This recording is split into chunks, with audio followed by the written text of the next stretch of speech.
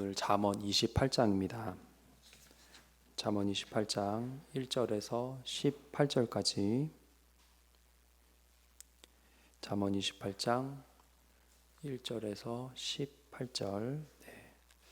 함께 읽습니다. 악인은 쫓아오는 자가 없어도 도망하나 의인은 사자같이 담대하니라. 나라는 죄가 있으면 주관자가 많아져도 명철과 지식 있는 사람으로 말미암아 장구하게 되느니라. 가난한 자를 학대하는 가난한 자는 곡식을 남기지 아니하는 포구 같으니라. 율법을 버린 자는 악인을 칭찬하나 율법을 지키는 자는 악인을 대적하느니라. 악인은 정의를 깨닫지 못하나 여호와를 찾는 자는 모든 것을 깨닫느니라.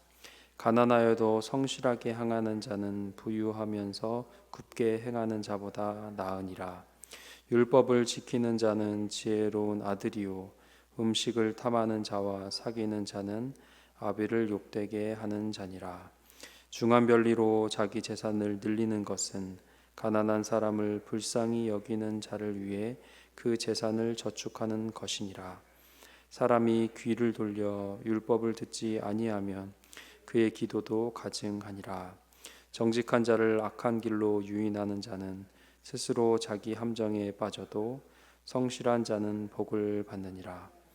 부자는 자기를 지혜롭게 여기나 가난해도 명철한 자는 자기를 살펴 아느니라. 의인이 득이하면 큰 영화가 있고 악인이 일어나면 사람이 숨느니라. 자기의 죄를 숨기는 자는 형통하지 못하나 죄를 자복하고 버리는 자는 불쌍히 여김을 받으리라. 경외하는 자는 복되거니와 마음을 완악하게 하는 자는 재앙에 빠지리라. 가난한 백성을 압제하는 악한 관원은 부르짖는 사자와 주린곰 같으니라. 무지한 치리자는 포악을 크게 행하거니와 탐욕을 미워하는 자는 장수하리라. 사람의 피를 흘린 자는 함정으로 달려갈 것이니 그를 막지 말지니라. 성실하게 행하는 자는 구원을 받을 것이나 굽은 길로 행하는 자는 곧 넘어지리라. 아멘. 네, 우리가 잠언을 통해 은혜를 나누고 있습니다. 오늘 잠언 28장인데요. 우리 매일 성경의 해설과 같이 악인과 의인으로 대표되는 악인, 하나님의 말씀, 하나님의 지혜를 따르지 않는 자, 그리고 의인, 하나님의 지혜를 쫓아 사는 자의 다양한 두 가지 비유로 나열되고 있습니다. 그래서 악인의 정말 단점, 그리고 의인의 길에 유익들이 쭉 마치 우리 일상에서 마무리하듯 그래서 의인으로 살아라, 지혜를 쫓아라라는 삶의 유익들을 나열하고 있습니다. 특별히 1절에 보면 악인은 쫓아오는 자가 없어도 도망하나 의인은 사자같이 담대하니라 했습니다. 악인은 쫓아오는 자가 없어도 도망한대요. 여러분, 도망할 때의 마음이 어떨까요? 불안함이죠. 근데 하나님을 따르는 하나님의 자녀, 하나님의 말씀대로 살아가는 자의 유익, 의인은 사자같이 담대하니라 했습니다. 의인을 하나님의 자녀를 사자로 비유하고 있습니다. 성경에 보면요, 특별히 구약에 생각보다 사자가 많이 나와요. 잠언에 나오고요, 창세기, 시편 그렇게 자주 나옵니다. 왜 자주 나올까요? 네. 경주에 가면 그런 박물관에 강아지 모양의 그 흙으로 만든 인형 모양들이 꽤 있어요. 왜 그럴까요? 그때 있어서 그래요. 있어서. 팔레스타인 또 지중해 동쪽에 기원 전부터 사자가 많이 살았다고 합니다. 그래서 비유하기를 편한 어떤 지칭이었다는 거죠. 심지어 우리가 함께 읽은 사자같이 담대하니라 했는데 직역성경 원어를 보면 그냥 사자가 아니에요. 젊은 사자로 기록됐어요. 하나님을 따르는 악인과 달리 하나님의 말씀을 따라 사는 의인은 젊은 사자 같은 담대함이 있다라고 해석할 수 있습니다. 담대함으로 상징되는 사자, 그냥 담대함과 더불어 이 담대함 안에는 안심하다 그리고 염려 없음의 감정이 포함되어 있는 단어입니다. 젊은 사자와 같은 담대함, 그 단순히 겁을 내지 않는다는 의미를 넘어서 하나님의 말씀을 따르는 자는 안도감과 행복감으로 살아갈 수 있다는 거죠. 하나님은 어떤 분입니까? 하나님은 우리에게 담대함과 평강을 주시는 분입니다. 하나님을 따르는 하나님의 지혜를 따라 살고자 하는 당신의 자녀들을 그냥 늙은 사자도 아니고요, 젊은 사자 같은 마음을 주시는 하나님이십니다. 이게 하나님 자녀의 유익이라는 거죠. 마음의 평강, 염려 없음, 안심하는 마음의 상태라는 겁니다. 여러분, 젊은 사자의 얼굴을 보세요. 구리에 사자가 없죠. 그러면 뭘 보면 되냐면 고양이를 보면 됩니다. 사자나 고양이나 고양이과기 때문에 비슷해요. 그래서 고양이의 얼굴을 보세요. 거기 막 근심이 있나요? 막 어떻게 살지? 막 사자가 낮에 대부분 자잖아요. 저도 애들 데리고 동물원 가면 얘들은 매일 자는 거예요. 그 얼굴을 보면 정말 근심이 없어 보이고요. 감히 누가 날 건드려, 그런 얼굴. 그게 고양이 얼굴인 것 같아요. 예수님도 반복적으로 이러한 우리가 담대하고 평강의 얼굴로 살아갈 수 있다라고 우리에게 말씀하시고 또 체크해 주셨던 분입니다. 주님께서 부활하셨습니다. 제자들을 처음 만났습니다. 뭐라 그러셨을까요? 살림살이 좀 나아졌니? 라고 하지 않으시고요, 평안하냐 했습니다. 평안하냐, 무서워하지 말라. 평안하냐 물으시고 그 다음 이어지는 것, 무서워하지 마. 제자들의 상태가 평안하지 않았고 무서워하는 상태였기 때문이죠. 마음의 상태를 질문하시고 우리가 평강 가운데 없는 것을 지적하시는 주님이십니다. 왜일까요? 그것이 제일 가장 중요한 것이기 때문입니다. 이 마음의 상태가 중요합니다. 잠언 4장 23절에 무릇 지킬 만한 것보다 뭐라 그랬죠? 마음을 지키라. 왜요? 생명의 근원이 그것이래요. 이에서 남이니라.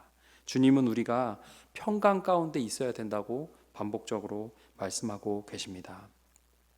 그렇다면 우리가 마음의 평강이, 그것이 있고 없고를 통해서 우리를 점검하고 우리를 체크해 나갈 수 있습니다.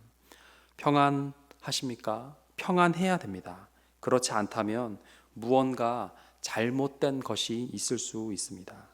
평안함이 없을 때, 불안이 찾아올 때 그럴 수도 있죠. 삶의 환경으로, 어려움들로 그럴 수 있습니다. 그런데 그럴 때에 내버려 두면 안 된다는 겁니다.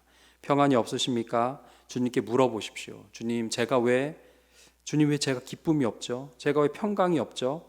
하나님 은혜 안에 있는가? 은혜 안에 있는데 근심스러운 것이 있다면 내가 무언가 잘못되고 있는 것이 아닌가? 주님께 물으시고 우리가 그것으로 나의 삶을 점검할 필요가 있다는 겁니다. 한 번은 이스라엘 선교사님과 많은 시간을 식사하고 또 제가 이렇게 운전해 드릴 기회가 있었습니다. 한 60대에 이제 선교사님이셨는데요.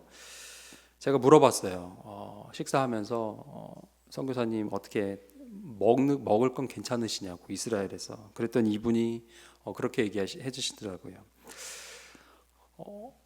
식재료가 굉장히 싸대요. 그리고 좋대요. 근데 식재료를 가공하면 굉장히 비싸진다는 거죠. 그러니까 감자는 싼데 감자 튀김은 비싸고, 그러니까 고기는 싼데 햄은 비싸다는 거예요. 그 이유가 세금을 굉장히 많이 때린다는 겁니다. 모든 것에. 제가 물었어요. 그러면 참 나라에 불평이 많을 것 같네요. 근데 이분이 그러시는 거예요. 전혀 불만이 하나도 없다는 거예요. 불만이. 왜일까요? 요즘 뉴스에도 나와요. 팔레스타인과 싸우면서 어떻게 하죠? 밤마다 불꽃놀이를 하죠. 저쪽에서 미사일 쏘고 이스라엘에서 격추하고 밤마다 그걸 본다는 거예요. 그래서 세금이 안 아깝다는 거죠. 세금이. 그 미사일 방어 체계 안에 있다는 거. 아이언 돔이라 그러죠. 그 안에 있으므로 저쪽에서 공격을 해도 괜찮을 거라는 그 확신 가운데 살아간다는 겁니다. 우리가 그런 사람들이에요. 평강, 의인이 누리는 겁니다. 언제 누리느냐? 하나님의 말씀하신 그 드러난 계시, 그 하나님의 말씀이라는 아이언 돔 안에 있을 때 우리가 하나님께서 주시는 젊은 사자와 같은 얼굴에 평강으로 살아갈 수 있다는 겁니다. 달리 말해서 평강이 없습니까? 우리가 하나님의 아이언돔 밖에 있는 것 아닐까? 스스로 내가 회개하지 않은 죄의 영역이 있는가? 순종하지 못한 영역이 있는가? 다툼이 없는가? 스스로 체크하고 다시 아이언돔 안으로 우리가 들어와야 됩니다. 젊은 사자가 낮잠 잘 때 얼굴이 아니라면 우리가 체크하고 하나님께 묻고 우리의 마음의 상태를 다시 주님께서 약속하신 그 평안으로 끌고 와야 된다는 거죠. 또 그것이 아니라면 기도하십시오. 주님, 내 마음에 평강이 없습니다. 담대함 주시고 하나님 주시는 안전함과 염려 없는 마음으로 살아가게 하여 주시옵소서. 우리가 기도하며 살아가길 원합니다.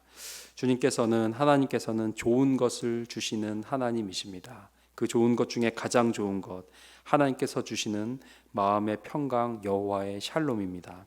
주님께서 말씀하신 그 평안을 누림으로 살아가는 우리들 됐으면 좋겠습니다.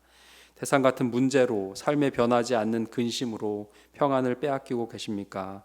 그 변하지 않는 문제에 하나님의 말씀을 선포하십시오.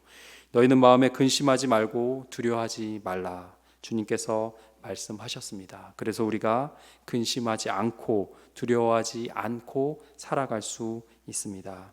하나님의 도우심을 구하며 하나님의 보호하심 안에 있다는 안정감으로 그 평강을 누리는 모든 성도님들 되시길 주님의 이름으로 축원합니다.